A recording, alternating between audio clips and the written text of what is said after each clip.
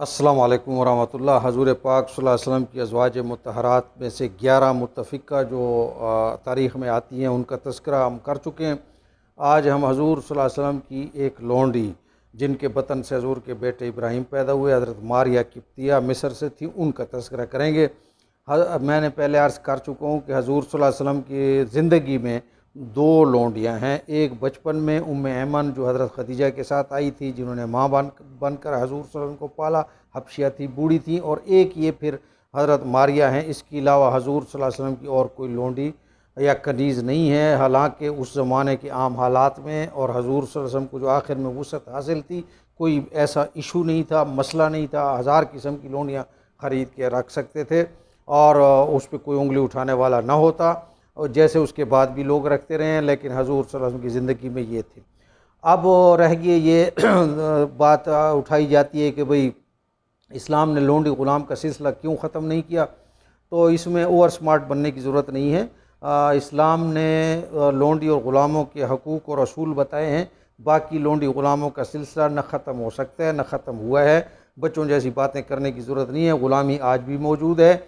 اس صدی کے اندر جب ابھی تو یہ 18-20 سال پہلے جب میں سعودی عرب میں آیا تو اس وقت آپ کا پاسپورٹ جو ہے وہ کفیل کے پاس ہوتا تھا۔ دبئی میں ارباب اس کو کہتے ہیں، رب کی جمع ہے ارباب، اور آپ کہیں جا آپ کے کوئی حقوق نہیں تھے، کہیں نہیں جا آپ کو اجنبی کہا جاتا ہے، سیکنڈ ریٹ سٹیزن بھی آپ کو نہیں گنا جاتا تھا۔ تو یہ غلامی نہیں اور کیا ہے؟ آج اس وقت کے حالات یہ کہ آپ سعودی عرب سے اپنی مرضی سے نہیں جا سکتے، نیشنلٹی وغیرہ تو کچھ بھی نہیں ہے، تو یہ غلامی نہیں ہے کیا ہے؟ اور اس وقت اس ویزے کے لیے، اسی غلامی کے لیے پاکستان سے 4-4 لاکھ روپے دے کے لوگ منت کر کے آیا کرتے تھے۔ تو پتہ نہیں یہ جو ہے نا، دیکھیے شکلیں بدلی ہیں۔ باقی اس زمانے میں بھی ظالم بادشاہ چھوٹی ریاست کو قابو کر لیا کرتے تھے تو اسے خراج لیا کرتے تھے، جس سے وہ اپنی رعایا پہ مزید ٹیکس لگاتا تھا چھوٹا بادشاہ کے وہ بڑے کو دینے۔ تو آج آئی ایم ایف آپ پہ ٹیکس نہیں لگاتی، آپ آئی ایم ایف کے شکنجے میں نہیں ہیں، اس کو خراج ادا نہیں کرے اپنی مرضی سے، تو اپنے بجلی کے ریٹ آپ مقرر نہیں کر سکتے، تو کہتے ہیں جی اب آزاد ہو گئی ہے دنیا، غلامی ختم ہو گئی ہے، لونڈیاں ختم ہو گئی ہیں۔ مجھے عافیہ صدیقی کی کسی وہ اس سے فلاسفی سے کسی قسم کا اتفاق نہیں ہے، لیکن ایک عورت جو ہے وہ آپ کے آزاد ملک سے دوسرا ملک آ کے گرفتار کر جائے اور پوری دنیا کی عدالتیں کوئی اس پہ چوں بھی نہ کر سکیں، اور پھر اس کو 80 سال کی آپ سزا دے دیں، گوانٹانامو میں رکھ دیں، اور پھر آپ کہیں کہ ہم نے لونڈی غلام ختم ہو گئے ہیں اور بیسک رائٹس بحال ہو گئے ہیں، سویلائز دنیا ہو گئی ہے۔ بچوں جیسی باتیں مت کریں۔ ایک چیز چل رہی ہے، اس کو بس کان کو ادھر سے پکڑیں ادھر سے پکڑیں۔ جب آپ کسی کمپنی کا بانڈ لکھتے ہیں کہ 5-5 سال میں کہیں اور کام نہیں کیا، کیا غلامی نہیں ہے؟ چاہے آپ پوری زندگی بیچ رہے ہیں، اپنے وقت کا کچھ حصہ بیچ رہے ہیں، آپ کے بیسک رائٹس کدھر ہے؟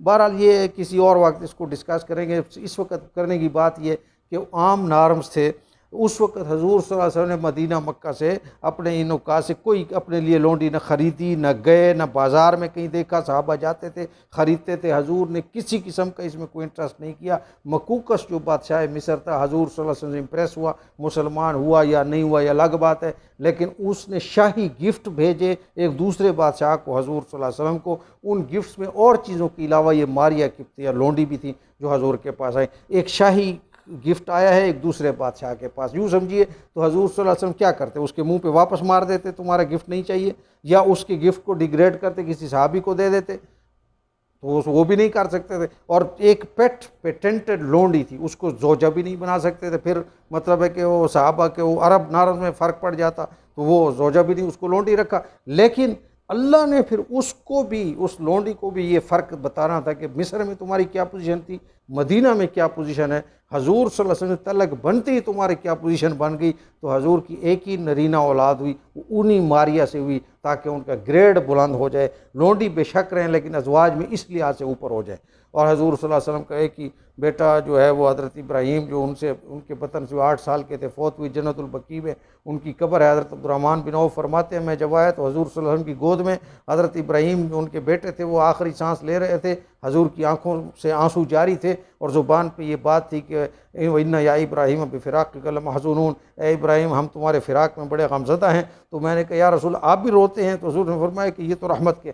تو مقصد کہنے کا یہ ہے کہ وہ ایک ان سے بیٹا ہوا حضرت ماریہ سے، یہ ان کی گریڈیشن کے لحاظ سے کر کے اللہ نے ان کو عزت دی، رسول نے بھی پھر ان کو عزت دی، اور لونڈی کے طور پہ نہیں رکھا۔ ویسے بھی عربوں میں اس طرح کی لونڈی غلام نہیں تھے جو یورپ میں رکھتے ہیں، آپ کے سامنے تاریخ پڑھی ہے، جس طرح یورپ میں غلاموں کو کتوں کے آگے ڈالا جاتا تھا، ایک دوسرے سے مروایا جاتا، عربوں میں کبھی اس طرح کا نہیں ہوا ہے۔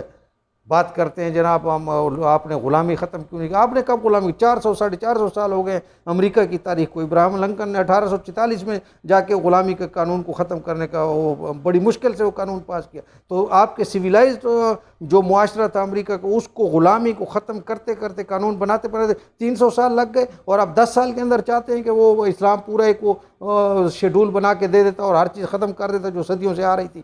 بہرحال بات طویل ہوتی جائے گی۔ یہ ایک حضرت ماریہ قبطیہ لونڈی اور 11 بیویاں۔ اب حضور صلی اللہ علیہ وسلم کی 12ویں بیوی، اس کے بارے میں ہم آخری جو ہماری ویڈیو اس میں گفتگو کریں گے، پھر انشاءاللہ اس سلسلے کو اینڈ کرتے ہیں۔ السلام علیکم ورحمۃ اللہ۔